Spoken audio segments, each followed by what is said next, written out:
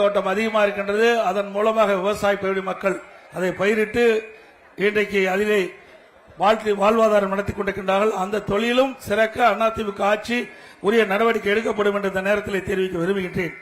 இன்றைக்கு அதிமுக ஆட்சி இருக்கின்ற பொழுது 2017ஆம் ஆண்டு இந்த மாவட்டத்திலே ஒக்கி புயல் தாக்கியது.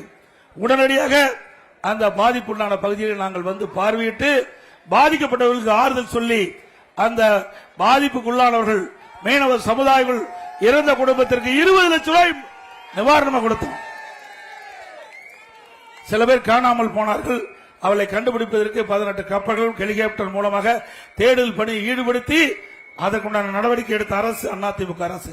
அதேபோல 31,000 மீனவர்கள் வாழ்வாதார நிதியாக சுமார் ஒவ்வொரு குடும்பத்துக்கும் 2,500 ரூபாய் வழங்கிய அரசாங்கம் அதிமுக அரசாங்கம்.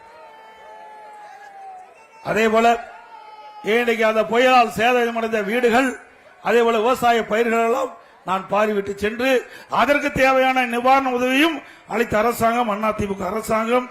அதோட அந்த புயலால் 16,000 மின்கம்பங்கள் சேதமடைந்தன, பல டிரான்ஸ்பார்மர்கள் சேதமடைந்தன. அதையெல்லாம் புயல் வேகத்தில் சீர் செய்து தடையில்லா மின்சாரத்தை இந்த பகுதி மக்களுக்கு வழங்கிய அரசாங்கம் அதிமுக அரசாங்கம்.